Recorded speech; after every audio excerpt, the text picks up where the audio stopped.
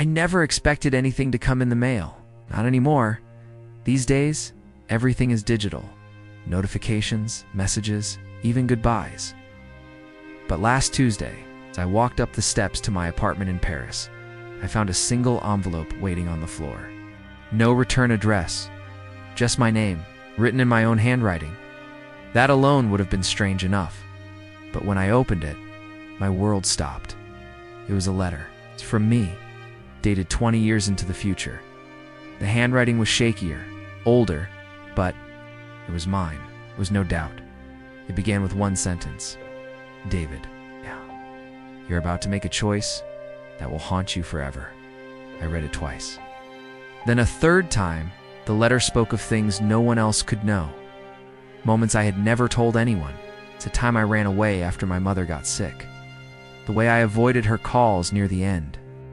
The final voicemail I still hadn't deleted. I sat down. On the floor, letter in hand. Heart racing, there was more. It said I had one chance to go back. One chance to make it right. Not for the world. Just for me. For the boy I used to be. For the mother I never got to say goodbye to properly. I should have thrown it away. I should have walked away, but I didn't. The letter came with instructions, a date, a time, a location, no explanation. Just a place I hadn't been to in years. It was an old bookstore in Montmartre. It's a kind that never seemed to change. Dust on the shelves, wooden floorboards that creaked. Louder than they should. I used to visit it with my mother when I was a kid. It was one of the few places she could still get me to smile. I walked in. The bell above the door rang like it always had. The shopkeeper didn't speak, just pointed to the back room. That room used to be locked. I remember asking about it once. The owner just smiled and said, "Not yet." Now it was open. Inside it was empty. Just a chair, a mirror, and the smell of paper and something older. The letter said to sit. So I did. For a moment, nothing happened. Then the air around me changed, heavy and still. And in the mirror, I saw something I couldn't explain. It was me, but younger. 17 maybe, standing in the kitchen of our old apartment. My mother was there too, laughing, alive. The mirror shimmered, and before I could talk myself out of it, I reached toward the glass. The world tipped, and I fell through. When I opened my eyes, I smelled coffee. Not the kind from a cafe. The kind my mother used to make. Too strong, slightly burnt, exactly the way she liked it. I was in our old kitchen.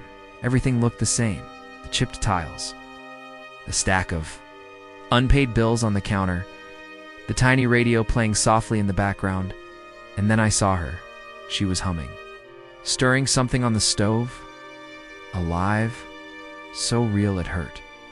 I wanted to run to her, to hold her, say everything I had never said. But I didn't know the rules. Would she recognize me, would?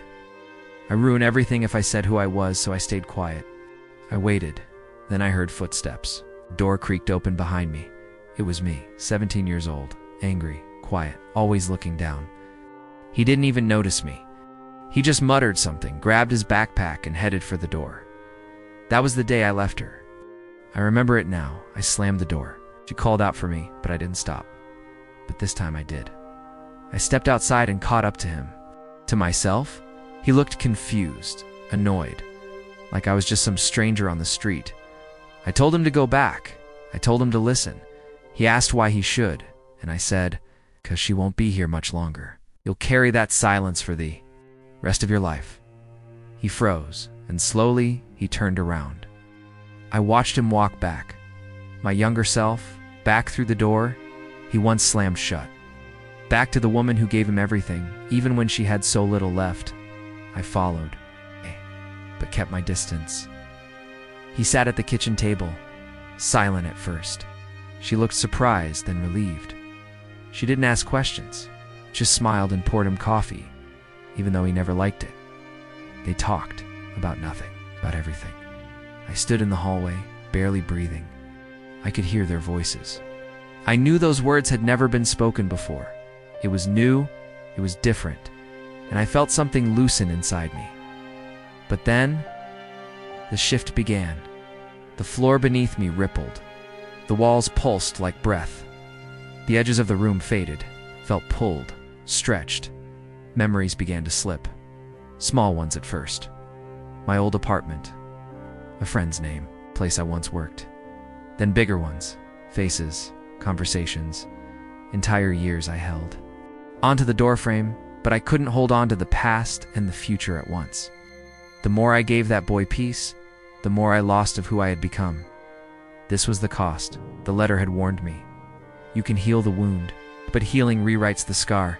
And still, I stayed a little longer, because for the first time, he said it. I heard myself say it. I love you, Mom.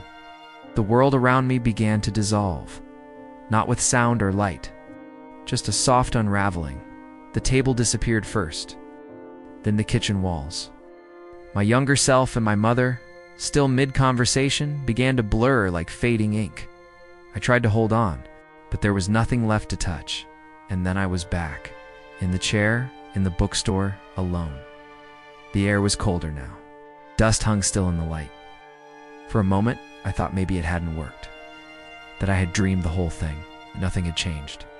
But then I noticed something. A photo pinned to the wall behind the counter. I walked over. It was me and my mother. A photo I didn't remember taking. We were sitting at a cafe. I was smiling. She was wearing that green scarf she loved. It wasn't part of my old life. It was something new. And suddenly I did remember. The cafe. The walk through the park. Not everything had come back.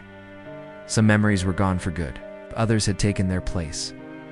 I stepped outside into the Paris evening. The sky was the same, but I wasn't. I didn't erase the pain. I didn't undo what happened. I just gave it meaning, a shape, voice, and finally a goodbye.